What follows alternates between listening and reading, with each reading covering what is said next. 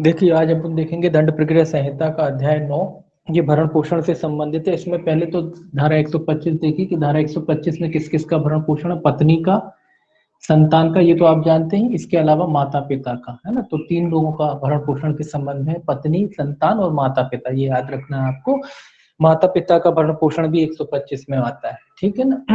तो ये आपको याद रखना है। देखिए 125 जो है पहला क्लॉज इसका क्या कहता है कि इसमें लिखा है यदि पर्याप्त साधनों वाला कोई व्यक्ति, इंपॉर्टेंट चीज है ये, कैसा व्यक्ति? पर्याप्त साधनों वाला, पर्याप्त साधनों वाला, ये इंपॉर्टेंट चीज है। अब जिस व्यक्ति पे साधन ही नहीं हो उससे क्या भरण पोषण मांगोगे? वो खुद का भरण पोषण जो आदमी नहीं कर पाएगा, आप उससे क्या भरण पोषण मांगोगे? इसीलिए ये इंपॉर्टेंट चीज है। कैसा व्यक्ति होना चाहिए? जिसके पास पर्याप्त साधन है। किसके लिए? भरण पोषण करने के लिए। अपना कर सकता है, दूसरों को कर सकता है, तो पर्याप्त साधनों वाला व्यक्ति होना चाहिए, तभी वो भरण पोषण उससे मांगा जा सकता है। कौन कौन मांग सकता है? पहला लिखा है ए, पहले में ए लिखा है। कौन कौन मांग सकता है? पहला लिखा है अपनी पत्नी का जो भरण पोषण करने में असमर्थ है। तो कौन मांग सकती है? पत्नी। कौन मांग सकती है भरण पोषण? पत्नी। जो, इसमें भी इंपॉर्टेंट है, जो अपना भरण पोषण करने में, पोषण करने में असमर्थ है, ये भी इंपॉर्टेंट है। कौन सी स्त्री मांग सकती है भरण पोषण, यानी कौन सी पत्नी जो है भरण पोषण मांग सकती है? जो अपना भरण पोषण करने में असमर्थ है, ये भी इंपॉर्टेंट। भरण पोषण केवल उसी पत्नी को मिलेगा जो अपना भरण पोषण करने में असमर्थ है ना। अगर कोई नौकरी वाली पत्नी है तो उसे नहीं मिलेगा, ठीक है ना, ये ध्यान में रखना। तो ये सारी चीजें हैं। कौन सी पत्नी होना चाहिए? जो असमर्थ हो, यानी कहीं नौकरी नहीं करती, कहीं जॉब नहीं करती, कुछ काम नहीं करती, तो ऐसी जो पत्नी है केवल उनको मिलेगा, है ना। तो याद रखना ये इंपॉर्टेंट चीज है। कैसी पत्नी होना चाहिए? जो अपना भरण पोषण करने में असमर्थ हो, अपना भरण पोषण नहीं कर पाती। दूसरा कहता है अपनी धर्मज या अधर्मज अवयस्क संतान का, चाहे विवाहित हो या ना हो, जो अपना भरण पोषण करने में असमर्थ है। तो ये कह रहा है कि अपनी धर्मज और अधर्मज दोनों प्रकार की संतानें होती हैं। धर्मज और अधर्मज संतानों को भी है।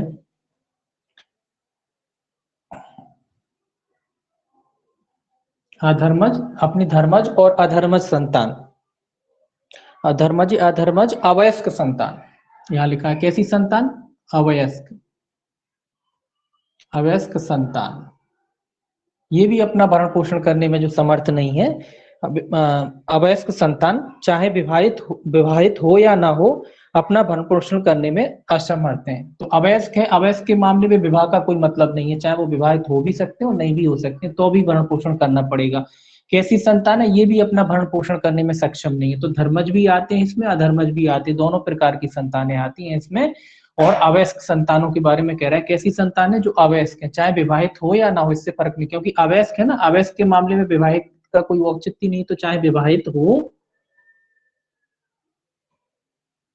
या ना हो, जो अपना भरण पोषण करने में क्या है? असमर्थ है, ये भी चीज यहाँ भी आएगी। कैसी संतान है? जो अपना भरण पोषण करने में असमर्थ है, तो ऐसी संतानों का भरण पोषण किया जाएगा। यानी ऐसी संतान में भी धारा 125 के तहत मेंटेनेंस मांग सकती है। धर्मज भी हो सकती है, अधर्मज भी। अब देखिए 3C इसका क्या कहता है।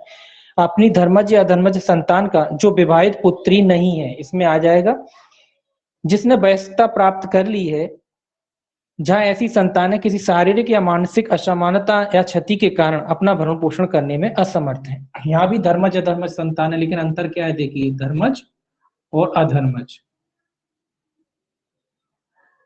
संतान, ठीक है, धर्मज और अधर्मज संतान। जो विवाहित पुत्री, इसमें विवाहित पुत्री शामिल नहीं है। जो पुत्री नहीं है, ठीक है, तो विवाहित पुत्री एक अपवाद है, इसमें शामिल नहीं, विवाहित पुत्री नहीं है।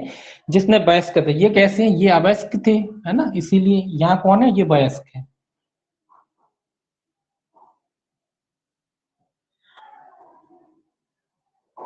तो ये कौन है? जिन्होंने वयस्कता प्राप्त कर ली है, जो बालिग हो चुके हैं, लेकिन बालिग तो हो गए हैं, लेकिन किसी शारीरिक अक्षमता के कारण, किसी शारीरिक या मानसिक, कौन सी शारीरिक, एक मिनट, शारीरिक ही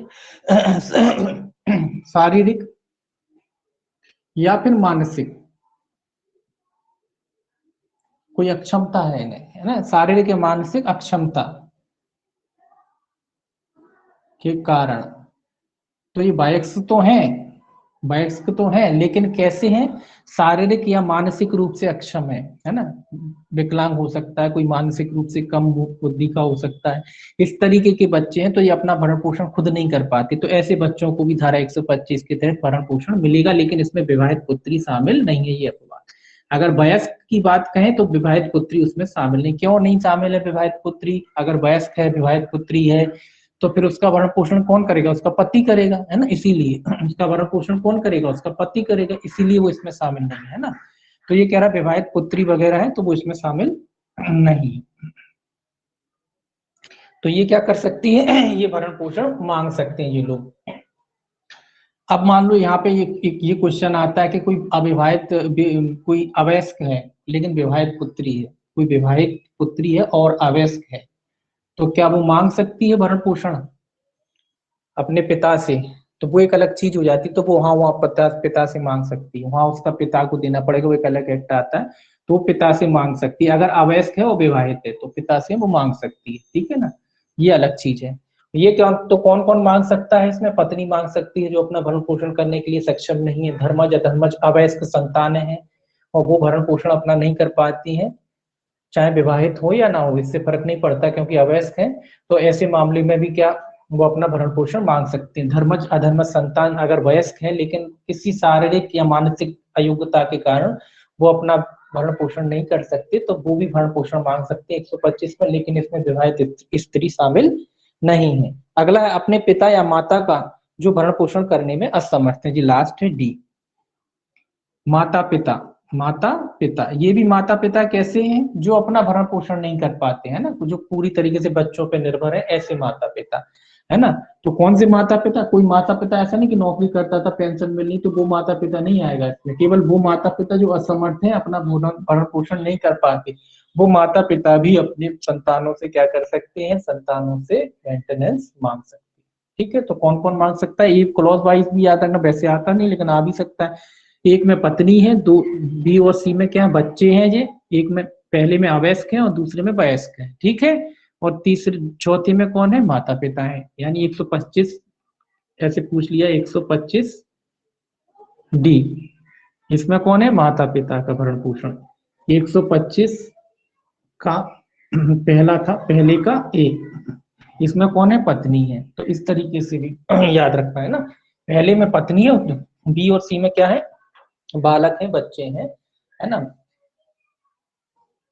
पहले अवयस्क फिर वयस्क, तो इस तरीके से भी इसको याद रखना है। देखिए अब आगे क्या कहता है, ये कहता है भरण पोषण करने में उपेक्षा करता है या भरण पोषण करने से इंकार करता है, तो प्रथम वर्ग मजिस्ट्रेट ऐसी उपेक्षा इंकारी के साबित हो जाने पर ऐसे व्यक्ति को यह निर्देश दे सकता है कि वह अपनी पत्नी या ऐसी संतान माता पिता का भरण पोषण के लिए ऐसी मासिक दर पर जिसे मजिस्ट्रेट ठीक समझे मासिक भत्ता दे, और उस भत्ते का संदाय ऐसे व्यक्ति को करे जिसको संदाय करने का मजिस्ट्रेट समय समय पर निर्देश दे।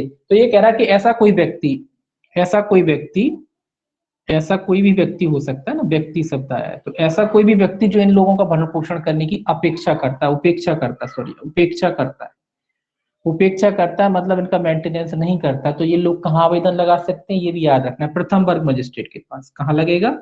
प्रथम वर्ग मजिस्ट्रेट के पास। अब आप कहोगे कि साथ कुटुंब न्यायालय हो गए, है ना, तो कुटुंब न्यायालय होते हैं तो वहां कुटुंब न्यायालय में चलता है, लेकिन एक्ट में लिखा प्रथम वर्ग मजिस्ट्रेट, क्योंकि पहले कुटुंब न्यायालय नहीं थे, अब बन गए हैं तो वहीं चलता है मैटर, है ना। तो प्रथम वर्ग मजिस्ट्रेट, अगर कहीं कुटुंब न्यायालय है तो फिर कुटुंब न्यायालय में चलता है, तो उसमें भी कंफ्यूजन नहीं होना है। अगर ऑप्शन आ गया प्रथम वर्ग मजिस्ट्रेट कुटुंब न्यायालय, ये इस तरीके से आए तो कुटुंब न्यायालय भी सही है ना। तो कहाँ आवेदन लगाते? सीआरपीसी कहती है फर्स्ट क्लास मजिस्ट्रेट, आगे अपन पढ़ेंगे वो बात भी आ जाएगी। तो प्रथम वर्ग मजिस्ट्रेट के यहाँ आप आवेदन लगाएंगे, है ना, प्रथम वर्ग मजिस्ट्रेट के यहाँ आवेदन लगाएंगे, अगर कुटुंब न्यायालय है तो फिर वहां आवेदन लगेगा, है ना, जैसा हो, क्योंकि इसके लिए अलग से कोर्ट बना दिए गए कुटुंब न्यायालय, तो वहां आवेदन लगता है। तो प्रथम वर्ग मजिस्ट्रेट के यहाँ आप आवेदन लगाएंगे और प्रथम मजिस्ट्रेट क्या करेगा? जांच करेगा, पहले जांच करता है, जांच करने के बाद अगर साबित हो जाता है कि ये व्यक्ति लापरवाही बरत रहा है, इन लोगों का उचित कारण के बगैर भरण पोषण नहीं कर रहा है, तो वो क्या कर सकता है? मासिक दर पर, कैसे? मासिक दर पर, मासिक दर पर इनका मेंटेनेंस तय कर सकता है कि हर महीने आप इनको इतनी रकम देंगे, तो मासिक दर पर संदाय करने का समय समय पर निर्देश दे सकता है। तो मासिक कैसी दर तय कर सकता है? मासिक दर पर मेंटेनेंस तय कर सकता है कि जो भी समय बताया जाएगा उस समय पर क्या करेंगे कि मासिक दर से जो भी व्यक्ति पे मजिस्ट्रेट ने उसको पाया है कि ये मेंटेनेंस नहीं कर रहा है तो उस पर लगा देगा कि आप इतना, जितना भी वो उचित समझे उतना उनको कह सकता है कि इतना आप इनको भुगतान करेंगे। काय का भुगतान करेंगे? भरण पोषण की राशि का। तो भरण पोषण की राशि जो कैसे कैसे निर्धारित कर सकता है? मासिक दर के आधार पर निर्धारित कर सकता है और उसका निर्देश दे सकता है। परंतु है इसमें, परंतु भी है, परंतु भी है इसमें।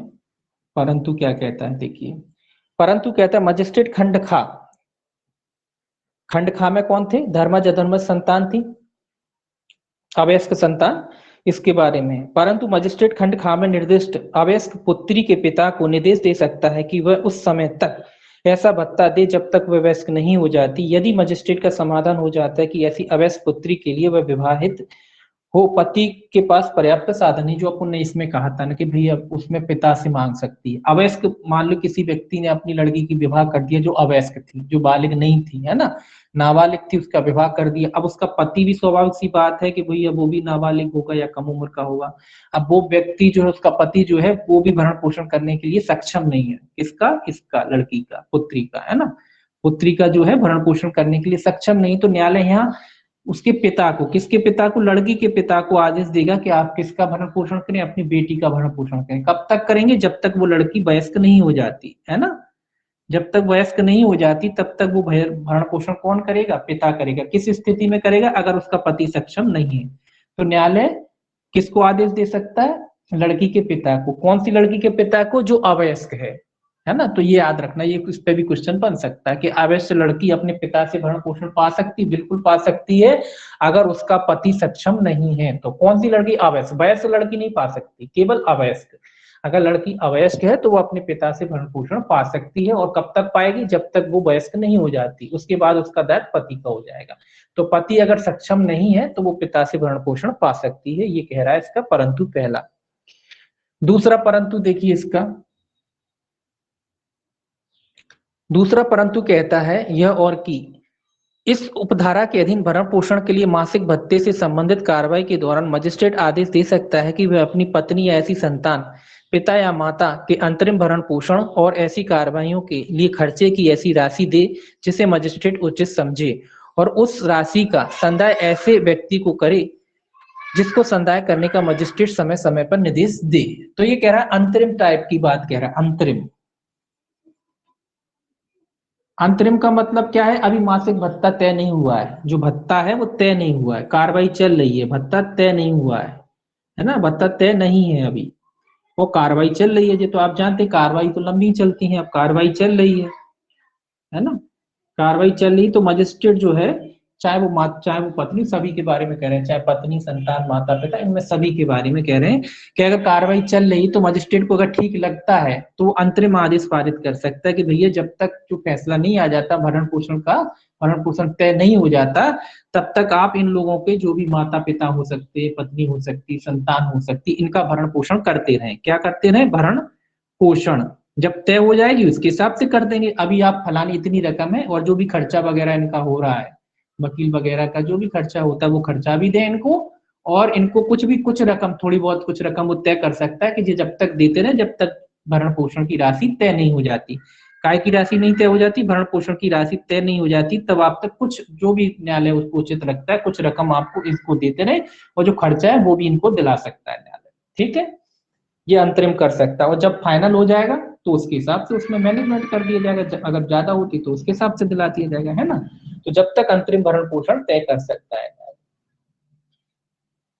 इसके बाद तीसरा परंतु और भी है इसमें, परंतु यह और भी कि द्वितीय परंतु के अधीन अंतरिम भरण पोषण के मासिक भत्ते और कार्रवाइयों के खर्चे के लिए आवेदन का निस्तारण ऐसे व्यक्ति पर सूचना की तामील हो जाने के 60 दिन के भीतर ऐसा संभव कर दिया जाएगा। तो ये कह रहा है कि भैया सूचना की तारीख के 60 दिन के भीतर, ये समय अवधि भी बता दी कि जो अंतरिम भरण पोषण का जो अवधि है, ये जो न्यायालय ने निश्चित की थी, लिखा है ना, अंतरिम द्वितीय परंतु के अधीन अंतरिम भरण पोषण के मासिक भत्ते और कार्रवाइयों के खर्चे के लिए आवेदन का निस्तारण ऐसे आवेदन जो अंतरिम भरण पोषण का जो आवेदन मतलब जो न्यायालय ने अंतरिम भरण पोषण तय किया था उसका निपटारे की बात कह रहा है कि इसका निपटारा भी कितने दिन में कर देगा न्यायालय, 60 दिन के भीतर कर देगा उस व्यक्ति को समन की सूचना के तामील के बाद। मतलब जो जिस व्यक्ति से भरण पोषण मांगना है उस व्यक्ति को सूचना दी जाएगी, उसके 60 दिन के भीतर क्या कर दिया जाएगा, ये अंतरिम भरण पोषण तय कर दिया जाएगा। इसमें फिर स्पष्टीकरण है, इस अध्याय के प्रयोजनों के लिए स्पष्टीकरण लिखा है। इसमें लिखा है कि अवयस्क का क्या अर्थ होगा, तो स्पष्ट आप जानते हैं अवयस्क का क्या अर्थ होगा। इसमें लिखा है भारतीय वयस्कता अधिनियम के उपबंधों के अधीन यह समझा जाता है कि वो वयस्कता प्राप्त नहीं की है। तो अवयस्क का अर्थ कैसे लगाया जाएगा, भारतीय वयस्कता अधिनियम के अनुसार ही अवयस्क का अर्थ लगाया जाएगा। उसमें जो लिखा है कि ऐसा व्यक्ति जो वयस्कता प्राप्त नहीं किए हुए हैं वो क्या कहलाएगा, वो अवयस्क कहलाएगा। तो यहाँ भी वही परिभाषा लागू होगी। पत्नी का अर्थ कह रहा है, देखिए पत्नी का अर्थ इंपॉर्टेंट है, ये समझ लीजिए पत्नी को क्या कहते हैं। इसमें पत्नी के अंतर्गत ऐसी स्त्री भी है जिसके पति से उसका विवाह विच्छेद कर दिया है या जिसने अपने पति से विवाह विच्छेद कर लिया है और पुनर्विवाह नहीं किया है। तो पत्नी में कौन है, ऐसी पत्नी आती है जिसका विवाह, मतलब पत्नी तो आती है, उसके अलावा वो पत्नियां भी आती हैं जो विवाह विघटित हो चुका है, डाइवोर्स हो चुका है, ऐसी पत्नियां भी इसके अंतर्गत आती हैं। बस शर्त ये है कि उन्होंने पुनर्विवाह ना किया हो, चाहे पति ने उन्हें तलाक दिया हो या पत्नी ने उन्हें तलाक दिया, उससे कोई फर्क नहीं पड़ रहा है। तो ये कह रहा है कि भैया पत्नी में जो तलाकशुदा पत्नी है वो भी आती है, और बस शर्त ये है कि उसने पुनर्विवाह ना किया हो। अगर उसने दूसरी शादी कर ली तो वो मेंटेनेंस नहीं पा सकती, ठीक है ना। तो ये इसका इंपॉर्टेंट है कि पत्नी का पूछा जाता है कि कौन कौन सी, तो डाइवोर्स की जो पत्नी है वो भी पत्नी की परिभाषा में आती, यानी वो मेंटेनेंस मांग सकती है ना। इसका आप देखिए दूसरा क्लॉज,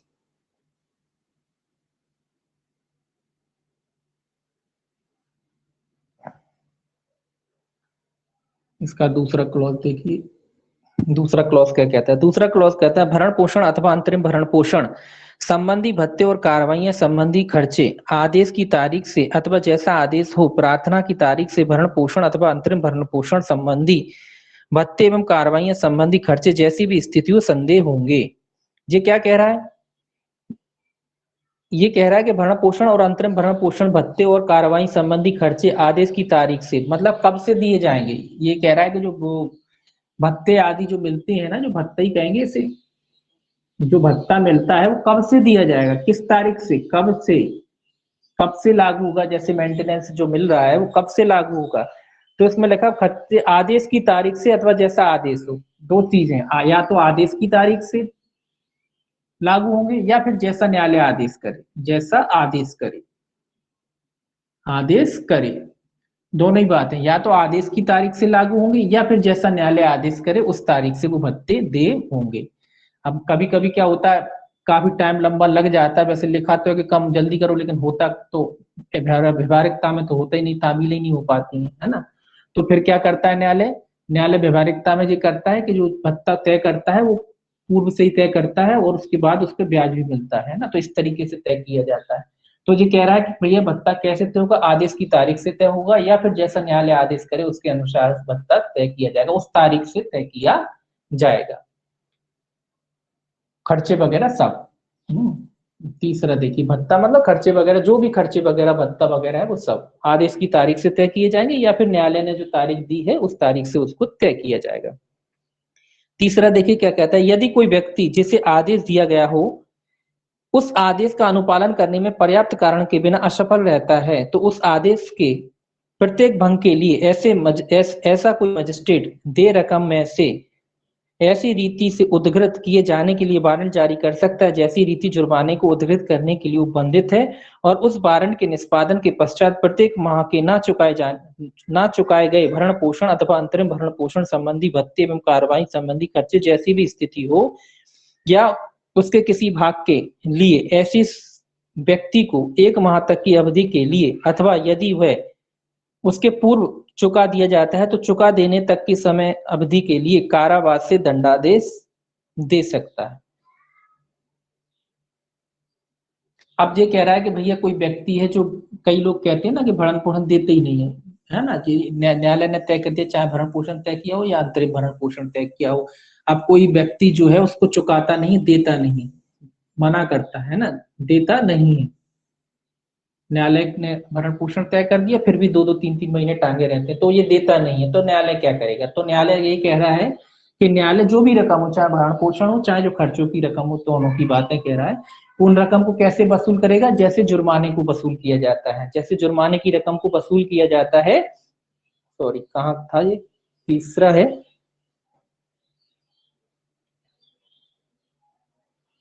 जुर्माने की संख्या। तो कैसे वसूल करेगा न्यायालय, जैसे जुर्माने की रकम को वसूल किया जाता है, जैसे जुर्माना वसूल किया जाता है तो न्यायालय वारंट जारी करके जुर्माने की रकम के जैसे, ये याद रखना है, कैसे वसूलेगा, जुर्माने की रकम की भांति, जैसे न्यायालय जुर्माना वसूलता है उसकी भांति वो रकम को न्यायालय वसूल करेगा, है ना। उसके लिए न्यायालय क्या कर सकता है, वारंट भी जारी कर सकता है ना। जो भी रीति होती है वो जुर्माने को वसूल करने की, न्यायालय उसकी रीति से क्या करेगा, उसे वसूले। अब जैसे उसमें मोस्टली क्या होता है, अगर कोई नौकरी वाला है तो आदेश वारंट जारी कर देता है उसके विभाग में ही, न्यायालय उसके विभाग में जारी कर देता है कि इनका मेंटेनेंस बंध गया है इतना, तो उनकी सैलरी से ही कट जाता है, वहीं से जब सैलरी मिलती तो वहीं से कट जाता है। तो इस तरीके से आदेश मतलब जुर्माना वसूली है ना, तो इस तरीके से न्यायालय क्या कर सकता है, आदेश पारित कर सकता है। कैसे वसूला जाएगा, जैसे कि जुर्माना वसूला जाता है। और आगे इसमें लिखा है इस प्रत्येक माह, और अगर कोई व्यक्ति, इसमें लिखा है और वारंट के निष्पादन के पश्चात प्रत्येक माह के ना चुकाए जाने पर, अब जो न्यायालय ने वारंट भी निकाल दिया उसके बाद भी कोई व्यक्ति अगर नहीं चुकाता है तो इसमें लिखा प्रत्येक माह के ना चुकाए जाने पर या उसके किसी भाग के लिए ऐसे व्यक्ति को 1 माह तक की अवधि के लिए, अथवा यदि, तो इतने अगर वो वारंट का निष्पादन हो गया उसके बाद भी नहीं चुका रहा तो इसमें लिखा है उसको कितना कारावास की सजा दे सकता है, 1 माह की, 1 माह के कारावास की। और ये कारावास 1 माह का कैसा है कि केवल 1 माह होगा, फिर दोबारा नहीं होगा, ये हर माह के लिए है ना। जितने माह नहीं चुकाएगा उतने हर माह के लिए 1 माह है, ऐसा नहीं कि केवल 1 माह, हर माह के लिए 1 माह, है ना। अगर इस महीने की नहीं चुकाई तो उसके लिए भी 1 माह, अगले नहीं चुकाएगा तो उसके लिए भी 1 माह, ऐसे एक एक माह है ना। तो हर माह के लिए 1 माह की उसे सजा होगी। और अगर जब कब तक जेल में रहेगा, जब तक चुका नहीं देता, जैसे चुका देगा वैसे छूट जाएगा। तो हर माह के लिए कितनी सजा होगी, उसे 1 माह की सजा हो सकती है, ठीक है। अब देखिए परंतु है इसमें एक और, नहीं परंतु है, परंतु इसी का है कि भैया अब एक एक माह करके क्या 10 साल तक जेल में रखेंगे, उसका भी इसमें सॉल्यूशन है। परंतु में देखिए ये क्या कहता है, परंतु इस धारा के अधीन दे किसी रकम की वसूली के लिए कोई वारंट तब तक जारी ना किया जाएगा जब तक उस रकम को उद्धृत करने के लिए उस तारीख से जिसको वह दे हुई थी 1 वर्ष की अवधि के अंदर न्यायालय में आवेदन ना किया जाए। ये उसके लिए दे रखा है कि जो व्यक्ति, अब आपको मेंटेनेंस नहीं मिल रहा, बंद गया, आपको पता है कि मेंटेनेंस बंधा हुआ है, उसके बाद भी आप आवेदन नहीं करें, सोते रहते हैं और 2 साल बाद आते हैं कि आवेदन करना, तो आवेदन नहीं, न्यायालय ग्रहण नहीं करेगा।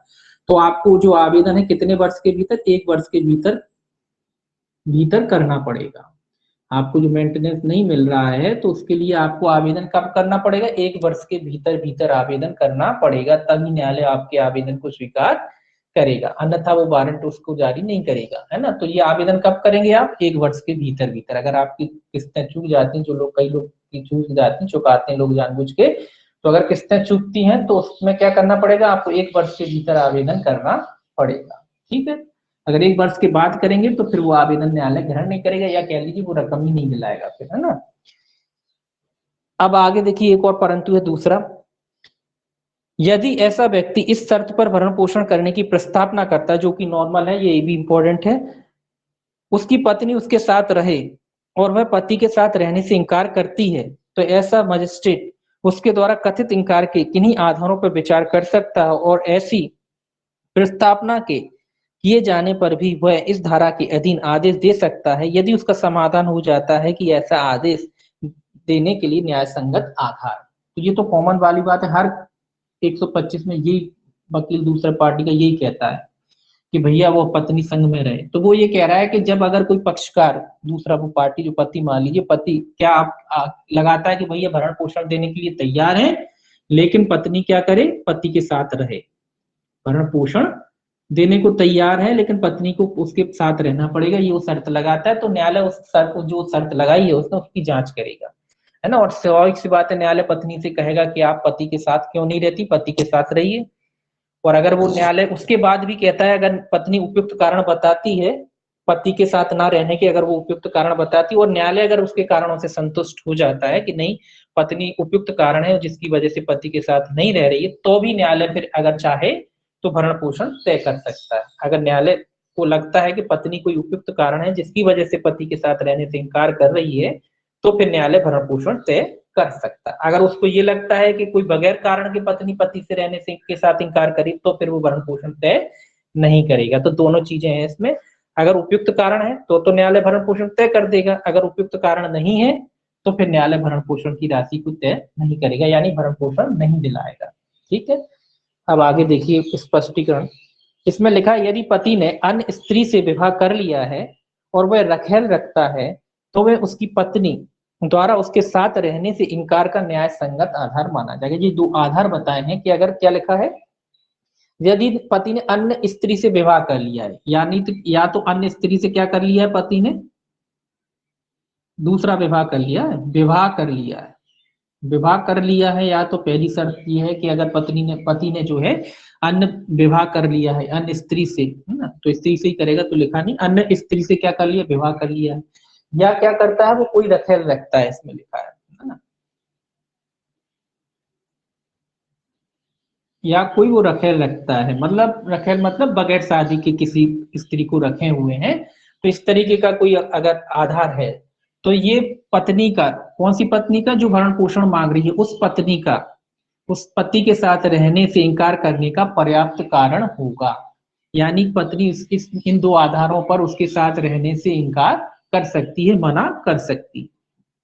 कौन कौन से ये दो कारण याद रखना, ये पूछे जाते हैं। या तो विवाह कर लिया पति ने, या फिर वो किसी अन्य स्त्री को रखता है अपने साथ। अगर वो अन्य स्त्री को रखता है तो पत्नी का इस आधार पर उसके साथ रहने से इनकार करना उपयुक्त कारण है। ठीक है, अब देखिए चौथा क्या कहता है। चौथा कहता है कोई पत्नी अपने पति से इस धारा के अधीन भरण पोषण अथवा अंतरिम भरण पोषण संबंधी भत्ते एवं कार्रवाई संबंधी खर्चे जैसी भी स्थिति हो प्राप्त करने की हकदार न होगी यदि वह जारता की दशा में रह रही है, अथवा यदि वह पर्याप्त कारण के बिना अपने पति के साथ रहने से इनकार करती है, यदि वे पारस्परिक सहमति से पृथक रह रहे हैं। तो इसमें 3 वजह हैं जब पत्नी को भरण पोषण देने से न्यायालय मना कर सकता है। तो ये चौथा क्लॉज याद रखना है, 125 का 4, जारता वाली स्थिति कहाँ है, 125 के चौथे क्लॉज में, है ना। तो ये याद रखना है कौन कौन से कारण है। पहला तो ये कहता है कि हकदार नहीं होगी पत्नी जब, पहला तो लिखा है जारता, ये याद रखना है आपको, ये पूछा जाता है जारता की स्थिति में रह रही है, पहला कंडीशन।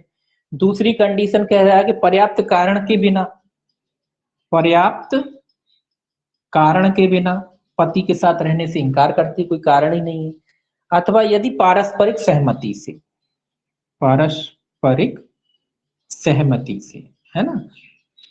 ये 3 कारण है, इन 3 कारण अगर हैं, इनमें से कोई भी एक कारण अगर है तो फिर न्यायालय पत्नी को मेंटेनेंस नहीं दिलाएगा, जो भी खर्चे वगैरह हैं वो भी नहीं दिलाएगा। तो ये आपको याद रखना है, जारता की स्थिति में रह रही है ना, पर्याप्त कारण के बिना पति के साथ रहने से इनकार करती, या पारस्परिक सहमति से। पारस्परिक सहमति का अर्थ होता है कि पति पत्नी ने दोनों ने तय किया कि हम दोनों एक साथ नहीं रह सकते, अब अलग अलग रहेंगे। तो जब दोनों ने तय किया तो फिर मेंटेनेंस का कोई सवाल नहीं बनता। पर्याप्त कारण का अर्थ है कि भैया कोई पर्याप्त कारण होना चाहिए, ये नहीं कि बोले वो सास से बोली मेरी नहीं पटती, वो सास को भगाओगे तभी मैं रहूंगी, तो ये कोई पर्याप्त कारण नहीं, पर्याप्त कारण होना चाहिए तभी वो उसको मेंटेनेंस मिलेगा। जारता आप जानते हैं किसी अन्य पुरुष के साथ उसके संबंध है, तो ऐसी स्त्री भी मेंटेनेंस नहीं मांग सकती। तो ये 3 कारण है, इसके आधार पर न्यायालय उसको मेंटेनेंस नहीं देगा अगर सिद्ध हो जाते हैं तो। ठीक है, अब 5वां देखिए, ये इंपॉर्टेंट है, चौथा याद रखना, ये कारण भी इंपॉर्टेंट है और पूछे जाते हैं। ठीक है, अब देखिए 5वां कहता है मजिस्ट्रेट यह साबित होने पर आदेश को रद्द कर सकता है कि कोई पत्नी जिसके पक्ष में इस धारा के अधीन आदेश दिया गया है जारता की दशा में रह रही है अथवा पर्याप्त कारण के बिना अपने पति के साथ रहने से इनकार करती है अथवा पारस्परिक सहमति से पृथक रह रहे हैं। अब ये इसी की बात कह रहा है चौथे की, कि पहले वाले ने मेंटेनेंस तय कर दिया था, अब ये लोग जो भी जो मेंटेनेंस दे रहा है वो कहीं से खोजबीन करके साक्ष्य ले आया, उसने साक्ष्य न्यायालय के समक्ष पेश किए कि भैया पत्नी या तो पर्याप्त कारण, ये तीनों में से कोई भी साक्ष्य ले आया वो कि भाई जारता में रहती है, पर्याप्त कारण के बिना रहने से इनकार करती है, या पारस्परिक सहमति से, तो नहीं, 2 है। तो इन दोनों में से किसी भी कारण को अगर वो सिद्ध कर देता है तो न्यायालय ने जो पहले आदेश दिया गया था काय का, भत्ते का, जो मेंटेनेंस का जो आदेश दिया था, तो उस आदेश को न्यायालय कभी भी क्या कर सकता है, निरस्त कर सकता है। क्या कर सकता है, निरस्त। अगर इन दोनों में से कोई भी आधा सिद्ध हो जाता है, उसका साक्ष्य मिल जाता है, तो न्यायालय ने जो पूर्व में भत्ते का आदेश दिया था उस आदेश को क्या करेगा, न्यायालय समाप्त कर सकता है। कभी भी उस आदेश को क्या कर सकता है, समाप्त कर सकता है। अब देखेंगे, ये शायद हो गया। अब उसके बाद इसकी 126 है, प्रक्रिया है। 126 में क्या है, प्रक्रिया। मिटा दें इसको।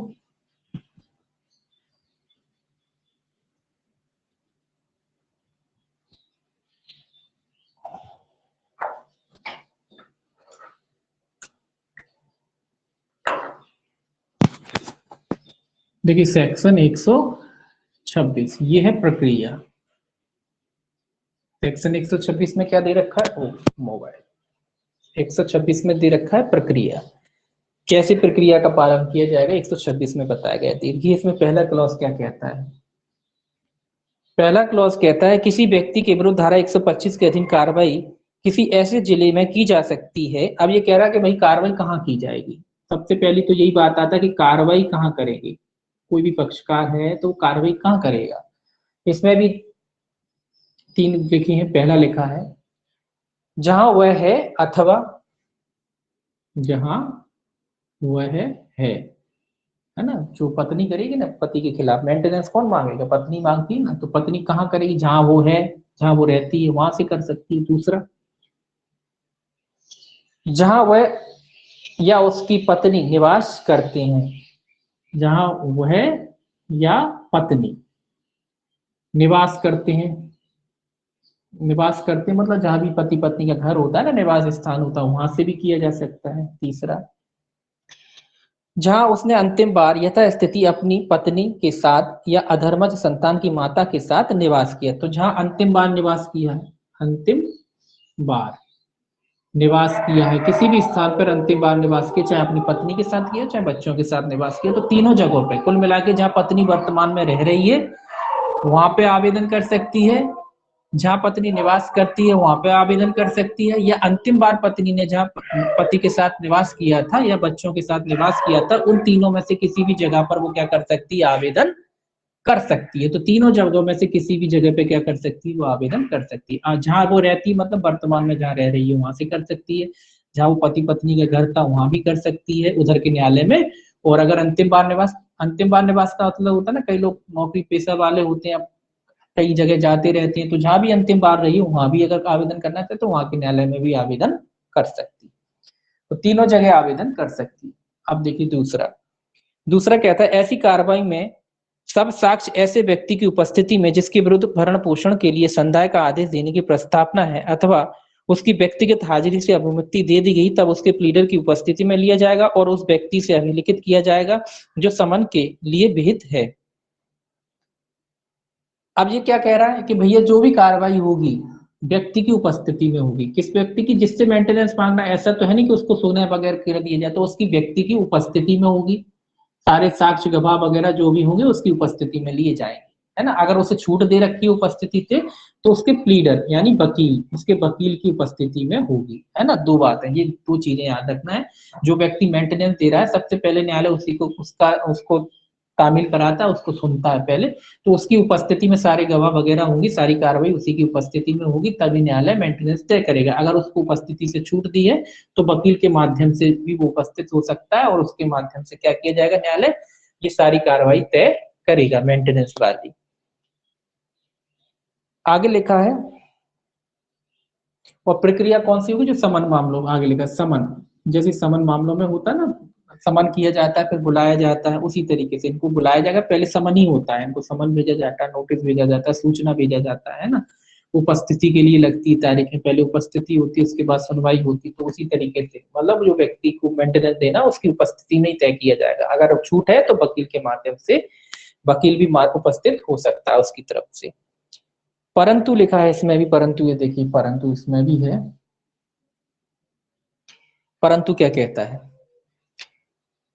परंतु कहता है यदि मजिस्ट्रेट का समाधान हो जाए कि ऐसा व्यक्ति जिसके विरुद्ध भरण पोषण के संदाय का आदेश देने की प्रस्तावना तामील से जानबूझकर बच रहा है अथवा न्यायालय में हाजिर होने से जानबूझकर अपेक्षा कर रहा है, तो मजिस्ट्रेट मामले में कोई एक पक्षी रूप से सुनने और अवधारण करने के लिए अग्रसर हो सकता है और ऐसे निबंधनों के अधीन निबंधन यानी शर्तें जिनके अंतर्गत विरोधी पक्षकार को खर्चे के संदाय के बारे में ऐसे निबंधन भी हैं जो मजिस्ट्रेट न्यायोचित और उचित समझे अपास्त किया जा सकता है।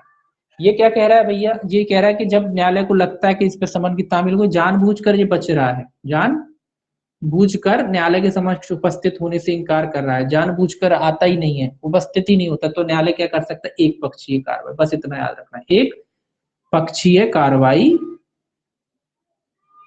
कर सकता है। तो क्वेश्चन आता है क्या न्यायालय एक पक्षीय कार्रवाई कर सकता है? बिल्कुल कर सकता है, अगर कोई व्यक्ति जानबूझकर उपस्थित नहीं होता है, जानबूझकर न्यायालय में उपस्थित नहीं होता है, और न्यायालय को, अगर न्यायालय जांच करेगा, न्यायालय को लगता है कि भाई ये व्यक्ति जानबूझकर उपस्थित नहीं हो रहा है, तो न्यायालय एक पक्षीय कार्रवाई कर सकता है। एक पक्षीय कार्रवाई का अर्थ है कि इसको सुने बगैर न्यायालय मेंटेनेंस तय कर देगा, है ना। तो न्यायालय एक पक्षीय कार्रवाई कर सकता है अगर उसे लगता है कि ये व्यक्ति जानबूझकर न्यायालय में उपस्थित होने से इनकार कर रहा है या उपस्थित नहीं होता है, नहीं आ रहा है, तो न्यायालय एक पक्षीय कार्रवाई कर सकता है।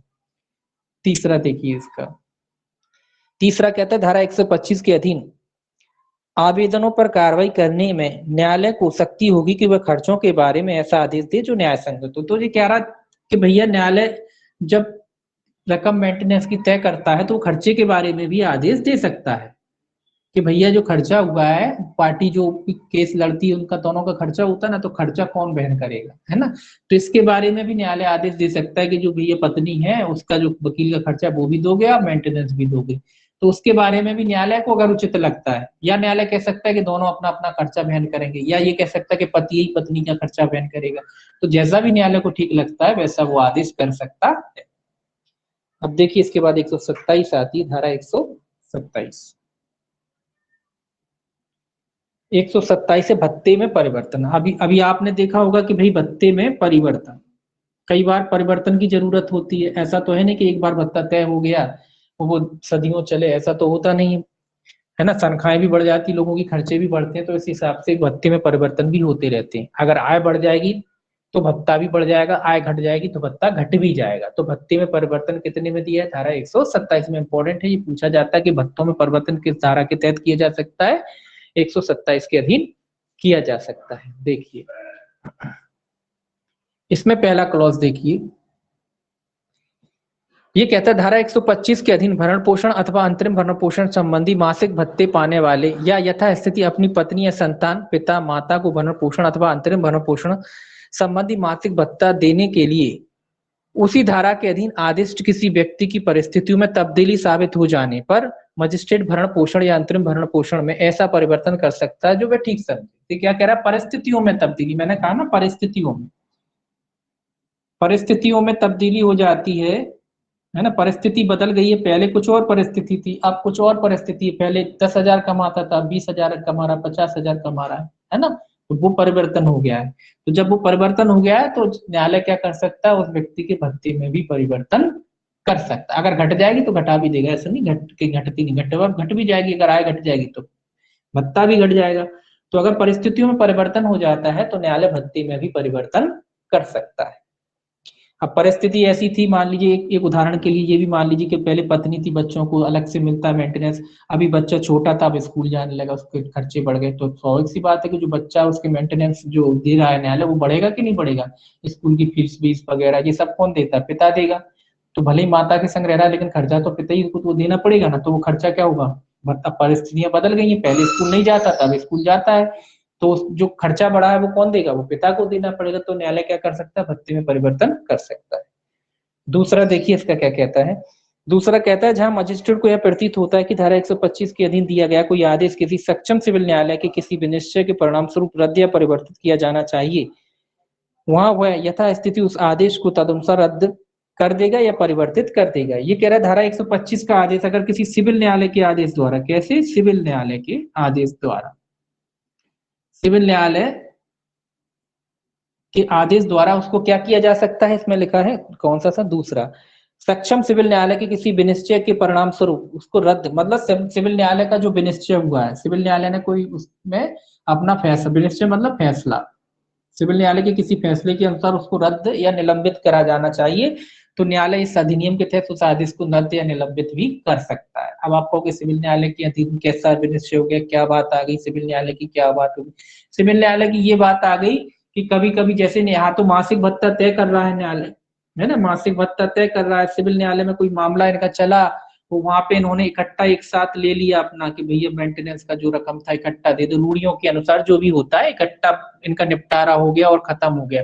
तो जब यहाँ पे कल आएगा तो वो न्यायालय क्या करेगा उस आदेश को, इसके जब आपने पूरा इकट्ठा सब कुछ ले लिया है, सारे समझौते वगैरह आपके सिविल न्यायालय में हो गए हैं, तो न्यायालय क्या करेगा, जो आपका भत्ते वगैरह का जो आदेश दिया था उसको क्या कर देगा, खत्म कर देगा। तो वही बात कह रहा है कि अगर किसी सिविल न्यायालय का कोई डिसीजन वगैरह हो गया है और आपका निपटारा वगैरह हो गया है जैसा भी हो, तो सिविल न्यायालय ने आदेश दिया उसके अनुसार आपके जो आदेश को क्या करेगा, भत्ते के जो आदेश को क्या कर देगा, खत्म कर देगा। तीसरा देखिए इसमें खत्म कर देगा या परिवर्तन कर देगा, जैसी भी स्थिति हो ना। अब देखिए तीसरा क्या कहता है। तीसरा कहता है जहां 125 के अधीन कोई आदेश ऐसी स्त्री के पक्ष में दिया गया है जिसके पति ने उससे विवाह विच्छेद कर लिया है या जिसने अपने पति से विवाह विच्छेद कर लिया है, वहां यदि मजिस्ट्रेट का समाधान हो जाता है कि ये कह रहा है कि वो पत्नी है तलाक वाली, चाहे पत्नी ने पति को तलाक दिया हो या पति ने पत्नी को, दोनों में से किसी ने भी एक दूसरे को तलाक दिया हो, उसमें भी कंडीशन लगी कि पहला है उसमें कंडीशन, देखिए पहली कंडीशन क्या है। पहला कहता है उस स्त्री ने ऐसे विवाह विच्छेद की तारीख के पश्चात पुनः विवाह कर लिया है तो वह ऐसे आदेश को पुनर्विवाह की तारीख से रद्द कर देगा। अब दूसरी शादी, पुनर्विवाह मतलब पुनर्विवाह हो जाता है उसका, तो जैसे ही पुनर्विवाह होता उस तारीख से न्यायालय क्या करेगा, उसके भत्ते का जो आदेश था उस आदेश को क्या कर देगा, स्वाभाविक सी बात है दूसरी शादी होगी तो पहला पति तो भत्ता देता नहीं रहेगा, तो न्यायालय उसके विवाह की तारीख से उसके भत्ते को खत्म कर देगा, जो भत्ता दे रहा था वो भत्ता खत्म हो जाएगा। दूसरा, उस स्त्री के पति ने उससे विवाह विच्छेद कर लिया है और उस स्त्री ने उक्त आदेश के पूर्व या पश्चात वह धनराशि प्राप्त कर ली जो पक्षकारों को लागू किसी रूढ़िजन या स्वीय विधि के अधीन विवाह विच्छेद पर दे हो, तो ऐसे आदेश को, तो वही कह रहा रूढ़ी के एक इकट्ठा एक मुश्त राशि ले ली है, कुल मिला के एक मुश्त राशि ले ली कि भैया इतना दे दो, बट ये जो मेंटेनेंस जो भी सुई विधि होती है अपनी विधि के अनुसार कह रहे हैं ना, वो ऊपर अपने पड़ा हुई वाली बात है कि अपनी विधि के अनुसार इकट्ठी रकम ले ली कि इतनी रकम दे दो, भत्ता खत्म। तो उसी तारीख से जो भत्ता उनकी जो रकम तय हो जाती है, मिल जाती है, उसी दिन से न्यायालय क्या करेगा, जो भत्ते का आदेश दिया था न्यायालय ने वो आदेश को न्यायालय खत्म कर देगा।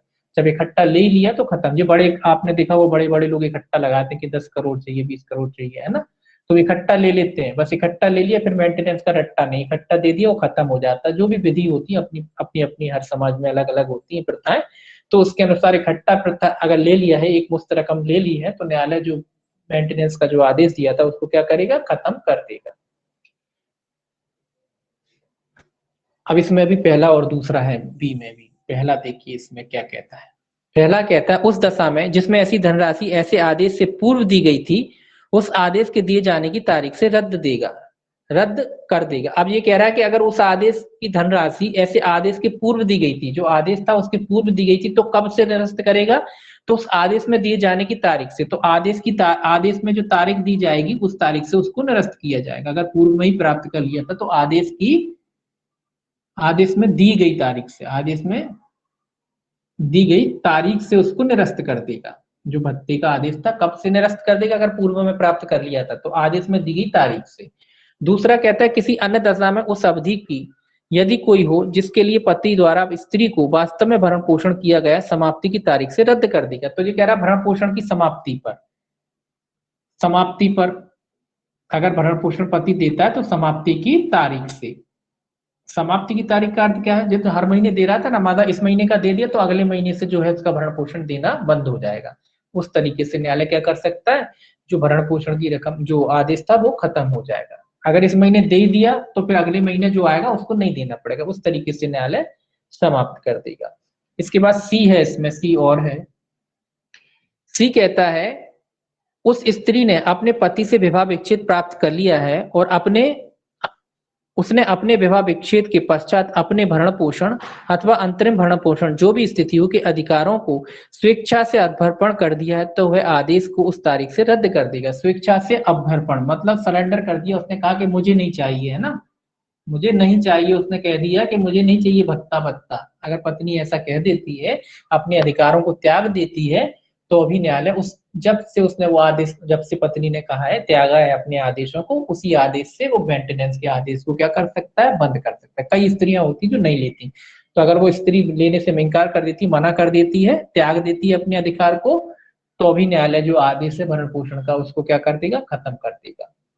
लास्ट सेक्शन है इसमें, उसको सॉरी क्लॉज है चौथा, किसी भरण पोषण या दहेज की किसी ऐसे व्यक्ति द्वारा जिसे धारा 125 के अधीन कोई भरण पोषण अथवा अंतरिम भरण पोषण के लिए मासिक भत्ता संदाय किए जाने का आदेश दिया गया है, वसूली के लिए डिक्री करने के समय सिविल न्यायालय उस राशि की भी गणना करेगा जो ऐसे आदेश के अनुसरण में भरण पोषण और अंतरिम भरण पोषण अथवा इनमें से कोई भी जैसी स्थिति परिस्थितियां हो मासिक भत्ते के रूप में उस व्यक्ति को संदाय की जा चुकी हैं या उस व्यक्ति द्वारा वसूल की जा चुकी हैं। अब ये कह रहा है डिक्री, अगर मान लो, देखिए आप जानते ही हैं केवल मेंटेनेंस नहीं होता, तमाम और केस भी बनते हैं, लोग बाग लगाते हैं, पेंट घरेलू हिंसा अलग लगती है, 365 महिलाओं के जो केस है सब लगते हैं।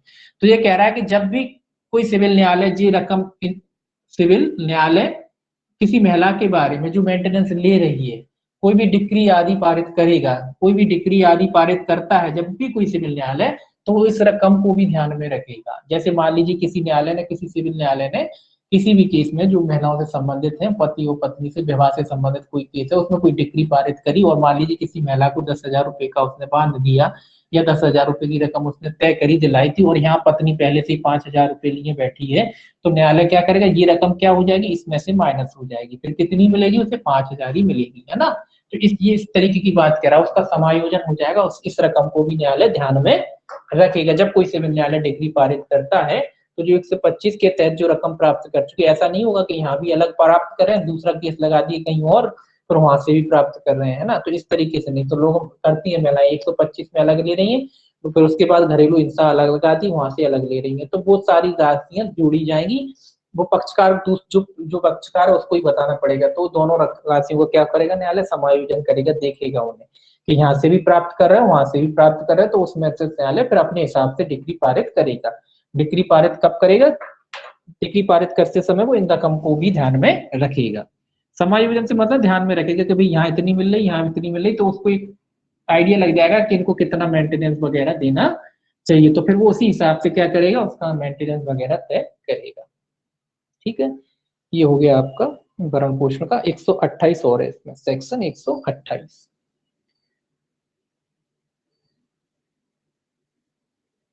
देखिए सेक्शन 28 कहता है भरण पोषण के आदेश का प्रवर्तन।